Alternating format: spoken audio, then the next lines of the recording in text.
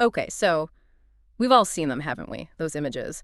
The grainy frames of the Patterson-Gimlin film, that big, dark figure walking sort of unnervingly smoothly into the woods in California. Right, iconic footage. And then you've got the plaster casts, these huge footprints found way out in the middle of nowhere. Yeah, deep in the mud, Pacific Northwest usually. Blurry photos, those really chilling audio recordings of howls. You can't quite place them, and for years the debate just goes round and round, doesn't it? Hoax, bear. Or, for the real enthusiast, maybe some kind of prehistoric ape that just survived somehow. But what if? What if we're asking the wrong question entirely? What if it's not, what is Bigfoot, but maybe, how did Bigfoot become? Interesting angle. Yeah, like what if it's not just some relic that managed to hang on through the Ice Age, but actually a primate that was fundamentally changed, rewritten, almost, by the forest itself, by its intelligence? Okay, that's a pretty radical idea. It is, and that's what we're diving into today. We're going to challenge, well, pretty much everything you thought you knew about this. Because this story, it doesn't kick off with a 10-foot giant. It starts with something tiny. Knee-high, maybe. Really? Yeah. We're talking 30 million years ago, a little 5-pound primate, an immigrant, actually, in a really hostile new world. And we're going to trace its journey, survival, symbiosis, and this just incredible transformation, a metamorphosis, kind of, orchestrated by fungi. Fungi. Okay, now I'm intrigued. Yep. This is the story of what we're calling myco-Bigfoot, how the smallest primate maybe became the biggest legend. So our journey kicks off way back, not in today's misty forests, but think vast, windswept plains, North America 30 million years ago. A very different world. Totally different. And suddenly this creature shows up. Paleontologists call it Ekmorikeshala. So what was this little guy, and why is it such a big deal that it was here? Well, it's fascinating because Ekmorikeshala isn't just a pioneer. It's what we call a Lazarus taxon. Lazarus taxon, meaning? Meaning it's a lineage that just pops up in the fossil record. Long after everyone thought it or its relatives were extinct. See, millions of years before Ekmorikeshala, North America actually had primates, lots of them. Right. But then there's this big cooling event, the Eocene-Oligocene transition, dried things out, cooled things down, and it basically wiped them all out. So a primate graveyard. Exactly. For over 4 million years, zip, no primate fossils, nada, and then, bam, Ekmorikeshala appears, just shows up.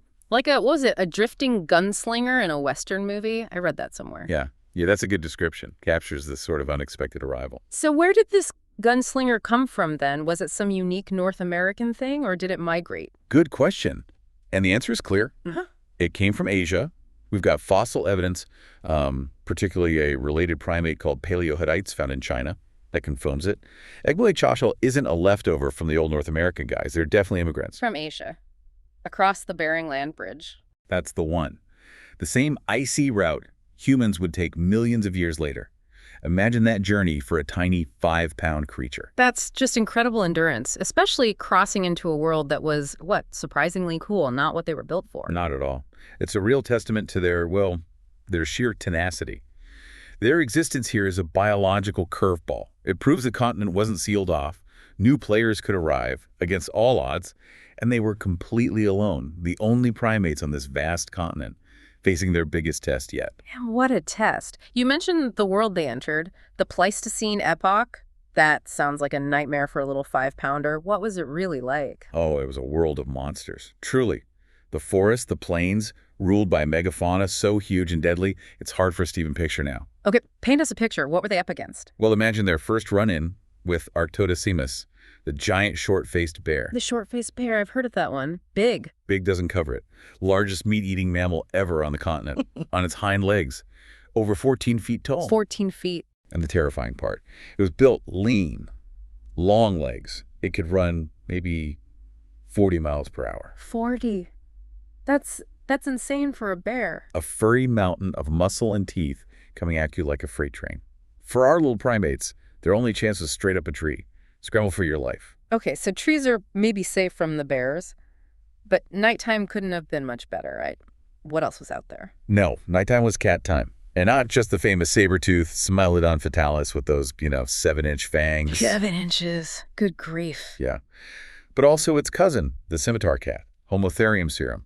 Built more like a lion, powerful shoulders, an ambush predator, could take down a young mammoth. And a mammoth! Yep. So our primates would see the leftovers, these huge carcasses, the blood. They didn't think no safety was just an illusion, really. I'm trying to put myself in their shoes. Or paws, I guess. I'd probably just live in a tree permanently. And weren't there wolves, too? Yeah. Big ones. Oh, yeah. The dire wolf. Canis dirus.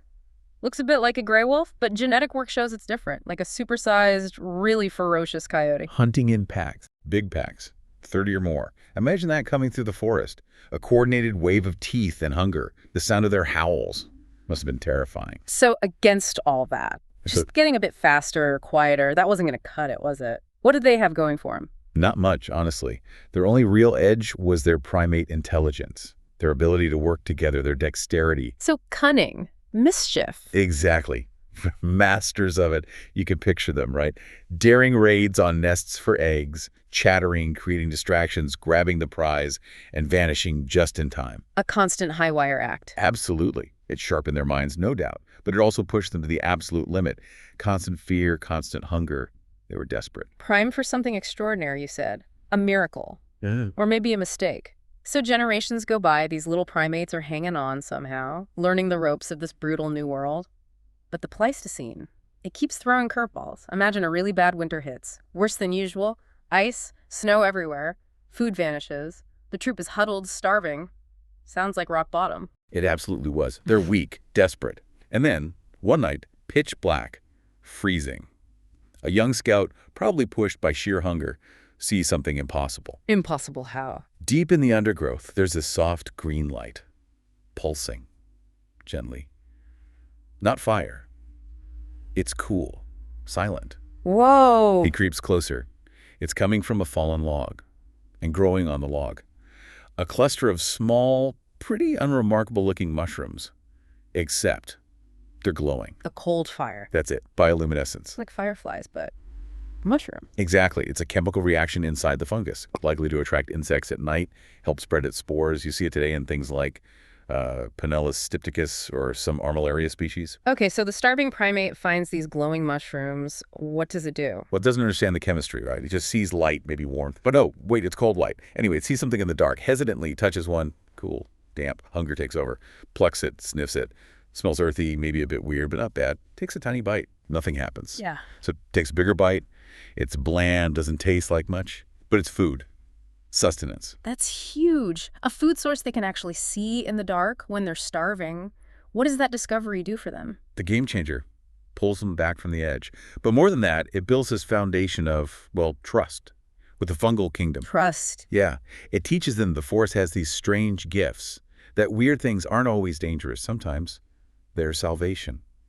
And that lesson, that willingness to try something new from the fungal world, it sets the stage for the next encounter, something far more profound and terrifying. Okay, so the glowing mushrooms gave them a bit of confidence, maybe, made them more willing to explore other fungi. Exactly.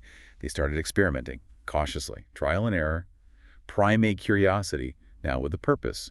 And then, one day, different discovery. Not glowing this time. No, just some little brown mushrooms, LBMs, as mycologists sometimes call them, growing on some damp, woody debris. But these are analogous to some really potent ones we know today, like psilocybe azurescens or cyanescens, some of the strongest psychedelic mushrooms on Earth. Oh. So an inquisitive one, maybe the same scout, remembers the glowing mushroom success, plucks one of these little brown ones, eats it. And waits. For about half an hour. Yeah, nothing. Then the world just starts to come apart at the seams. You called it a neurological apocalypse. What's happening? What's the primate feeling? Okay, so inside its body, the psilocybin gets converted to psilocin.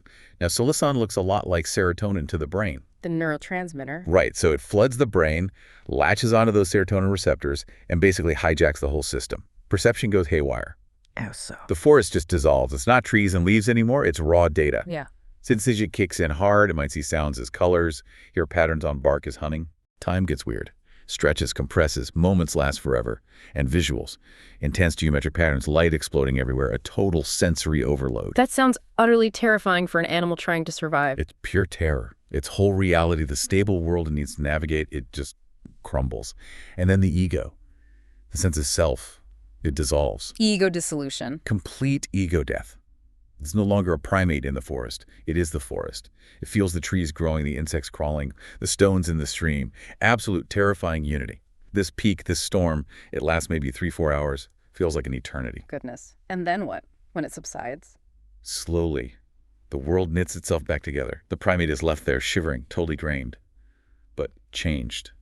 Profoundly changed. How so? It survived, but the forest it came back to, it's not the same forest. It feels connected now, alive, maybe even intelligent. That first trip isn't some blissful awakening. It's terrifying. But it ends with this huge, unsettling question. What on earth just happened? A door to a new reality just got kicked open. That first experience. Terrifying, yes, but also profound, you said. How did the others react to this? Changed primate. Must have been weird. Oh, definitely. They'd notice. Yeah. This individual is acting strangely, maybe seems dazed, maybe looks at things differently. It would spark fear, for sure, but also intense curiosity. Yeah. What was that power in the mushroom? So they didn't just run away screaming. Well, maybe initially. Yeah. But eventually, driven by that primate need to understand, they start experimenting too, very cautiously. And this is how the ritual begins. They learn, maybe through trial and error, how to handle it. Smaller doses, perhaps. Maybe mashing it up with water like a primitive tea. Trying to make it less overwhelming. Exactly. Learning to modulate the experience, turning it from this, psychic hurricane into something more manageable. A tool. A tool? For what? You mentioned they started perceiving things differently during these rituals, not just random hallucinations. That's the idea. The hallucinations start to take on a kind of coherence, a flow of information. They begin to sense something huge, hidden, a network connecting everything in the forest. They tapped into the mycelial network. That's the hypothesis. Yeah. They started to perceive it directly. Okay, remind us the mycelial network. That's the fungus underground, right? Right. It's the main body of the fungus, these vast webs of tiny threads, hyphae, connecting tree roots, plants, everything, over huge areas. The wood wide web. That's the popular term, yeah. And it's not just passive. Trees use it to share nutrients, carbon, water, Yeah. but also to send signals. Warning signals about insect attacks, for instance. It's a massive biological communication system. Okay, here comes the big leap then. You're saying the psilocin wasn't just scrambling their brains randomly, it was acting like a key, a biological modem. That's the core speculative idea, yes. Yeah. By binding to those serotonin receptors, it wasn't just causing weird sensory stuff. It was temporarily rewiring the brain, lowering the filters that keep our sense of self separate. And in that state, maybe, just maybe, their consciousness could interface with the signals, the bioelectrical currents flowing through that mycelial network. So they were logging onto the forest's internet. In a manner of speaking, yeah. Not consciously browsing, obviously, but receiving information. Wow, that's a really mind-bending concept. What kind of information are we talking about? How did it help them? It wouldn't be like words or pictures. More like raw intuition. A sudden certainty about where to find water. A strong feeling of danger from a specific direction hours before anything appeared. Knowing exactly which berry patch miles away was ripe. Predictive intelligence. Exactly. Yeah. Their survival rate must have just shot up. They weren't just reacting anymore, they were anticipating. They weren't just in the forest, they were starting to think with the forest. Accessing the mind of the ecosystem. It's a fundamental shift. Their advantage becomes informational, not just physical. That's the ultimate edge.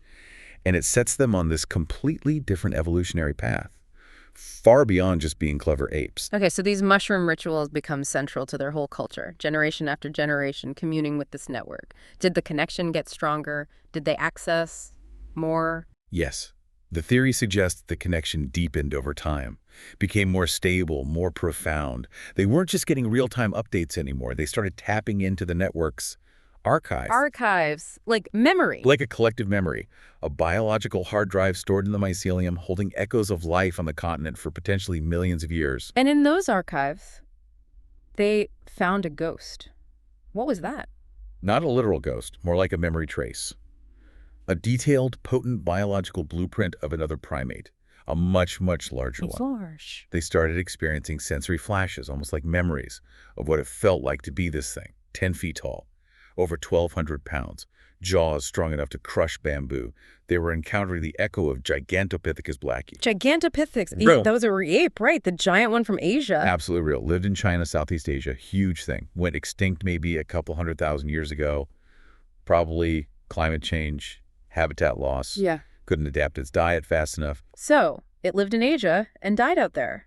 How does its ghost end up in the North American mycelial network for these little primates to find? Okay, here's the next speculative step. Okay. What if, long before they died out in Asia, a small group of Gigantopithecus did the same thing Ekmarishala did? Crossed Beringia. Exactly, a desperate migration. Yeah. But unlike the little guys, these giants, they failed. Maybe the environment was too harsh, couldn't find enough food. Maybe the predators were too much even for them. They died out here, left no fossils we've found yet. Okay. But as their bodies decomposed, the fungi broke them down and absorbed their biological information, their essence, their genetic potential, their form, stored in the network. A dormant template. A blueprint filed away in the forest's hard drive. Precisely. Right, this is where it gets truly wild. The metamorphosis. You're saying the psilocybin wasn't just letting them read the network, it was acting as an epigenetic catalyst. What does that mean? Epigenetics is about how genes get expressed, turned on or off, without changing the underlying DNA code itself. The environment, diet, stress. Yeah. These can all influence gene expression. So the idea here is that the psilocybin, combined with the information from the network, the Gigantopithecus template, started influencing how the primate's existing genes were expressed. Guiding their evolution. Guiding their development, generation by generation, activating latent genes for size and robustness, maybe silencing others. The network provided the target form. The mushroom provided the chemical nudge. So Bigfoot isn't a direct descendant of Gigantopithecus? No, not in this model. It's convergent evolution, but directed. A smaller, unrelated primate guided by this symbiotic intelligence to become something like Gigantopithecus, to fill that ecological niche. It's symbiotic recreation. Directed evolution orchestrated by mushrooms and mycelium. Okay, and this took time, right? Not overnight. Oh, thousands, tens of thousands of years. A slow, deliberate evolutionary montage, each generation born under the mushroom's influence. Really? Different. What so? What changed physically? They got bigger. Bones thickened, muscles got denser, slowly creeping up from maybe 3 feet tall to 6, 7, 8 feet, maybe more. Their diet changed too, guided by that network knowledge. More fibrous plants, tubers, roots, bark. Similar to what we think Gigantopithecus ate, their jaws and teeth became more robust to handle it. And their posture. Became more upright, fully bipedal, freeing the hands for more complex tasks. Leading to a whole new species. That's the outcome. Something beyond our current classifications. Let's call it Homo sasquatchi. Not just a bigger ape, something new. Sentient. Fully sentient, yes, but a consciousness deeply interwoven with the ecosystem. Their size gave them security, sure. No predator was a serious threat anymore. But their real power. Still, that network-enhanced mind, anticipating changes, understanding the forest on an incredible level, masters of their domain. So their role changed too, from just surviving to something else? Absolutely. It shifted from survival to stewardship. You can imagine them using their strength and understanding, maybe nudging things, causing a small rock slide to prevent a bigger one downstream. Or guiding animal herds. Exactly. Gently influencing bison movements to prevent overgrazing, keeping the whole system in balance. They become the forest's immune system, maybe? Its shepherds, silent gardeners. And the mushroom rituals still happening. And absolutely central. But now, maybe less about survival, more about communion, maintaining that connection to the great root brain, fulfilling their role, the ultimate symbiosis, choosing to merge with nature, not conquer it. And you can sort of map this whole journey out, you know. Start around 25 million years ago. Ekmarishala, no fungi yet, just pressure from predators leading to cunning. Then maybe 3 million years ago, Proto-Sasquatch finds the glowing cold fire fungi. Starvation pressure leads to first step in mycosymbiosis. Food, early Pleistocene, 1.5 million years ago. Proto-Sasquatch finds the psilocybin mushrooms. Intense megafauna pressure pushes them to access the network. Predictive intelligence emerges. Right, the modem turns on. Mid-Pleistocene, say 700,000 years ago. Formative Sasquatch. Ritual use is common. Climate shifts are the pressure. Epigenetic activation of the Gigantopithecus template begins. Rapid size increase, diet changes. Becoming the job. And finally, late Pleistocene, around 14,000 years ago, Homo sasquatchi. Full symbiosis. But now, a new pressure. The arrival of Homo sapiens, leading to strategic elusiveness, deep forest integration, concealment. For ages then, these Homo sasquatchi were the silent sovereigns of the wilderness, keeping balance through this mycelial connection, until, like you said, about 14,000 years ago, a new signal appears on the network from the northwest. A strange frequency. Dissonant. It was us.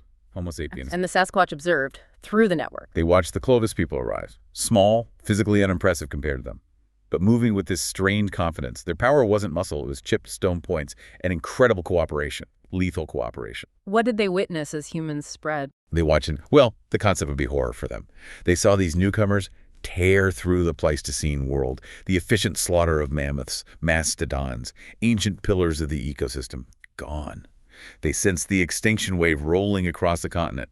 35 genera of large mammals, wiped out in a geological blink. That must have been terrifying from their perspective, a completely different kind of predator. Exactly. Right. They recognize Homo sapiens as an existential threat unlike anything before. A bear kills to eat. A wolf pack hunts to survive. Predictable. But this new ape, it seemed to kill to conquer. It didn't adapt to the environment. It bulldozed it, reshaped it violently. Its intelligence wasn't symbiotic, it felt parasitic. So they had a choice to make. A huge one. A silent council held within the network consciousness, weigh the options, fight, futile. They knew through the network that humans were too numerous, too adaptable, too relentless. War meant their own extinction. Coexistence. Seemed impossible, too. With a species that burns forests, kills wantonly. No. So they made the great decision. They chose to retreat. Not geographically, not to flee, but to retreat into a different dimension of existence almost. To use their connection, their mastery, not to rule, but to hide. Absolutely hide. To become a ghost. Precisely. A collective cultural choice for absolute secrecy. The beginning of the Great Silence. And that decision, that Great Silence, arguably the most successful act of camouflage, of concealment in the history of life, they just faded, melted into the deep woods. When Europeans arrived bringing even more disruption, it just confirmed they'd made the right call. Centuries pass. Physical presence becomes whispers, legends, myth. So this flips the whole modern Bigfoot phenomenon on its head, doesn't it? Their famous elusiveness. This isn't proof they don't exist. It's proof they succeeded. It's an active, intelligent cultural policy. Concealment is the goal. And the rare sightings, the blurry photos. Mistakes, glitches in the matrix, momentary lapses in that curtain of secrecy, accidental glimpses into their hidden world right alongside ours. What about the weird sounds, the howls, the wood knocks? Not just animal noises. Communication, maybe. But designed to sound ambiguous to us. Just animal enough to be dismissed, as the theory puts it. Plausible deniability. And those footprints in impossible places, miles from any road, sheer terrain. Not a prank. It's the trail of a being that knows intimately, through the network, where we are. And more importantly, where we aren't. They walk the path you just left, the ridge you won't reach till tomorrow. Perfect avoidance. So pulling it all together, what's the ultimate message of this myco-Bigfoot story? That Sasquatch aren't monsters or missing links. They're the children of this ancient symbiotic pact, a primate lineage that took a different path, merged with its ecosystem instead of dominating it. They're hiding, yes, but maybe not just from us, but maybe also for the forest, protecting it in their own unseen way. They're the living embodiment of a road not taken by humanity. Wow. Okay, so a final thought then. The next time you're out there, deep in the woods, way off the trail, and you get that feeling, that prickle on your neck, the sense of being watched, pause. Just consider maybe you are, not by a monster, but by a silent guardian. And maybe the forest itself isn't just trees and rocks. Maybe it's listening. Through a mind far older and maybe far wiser than our own.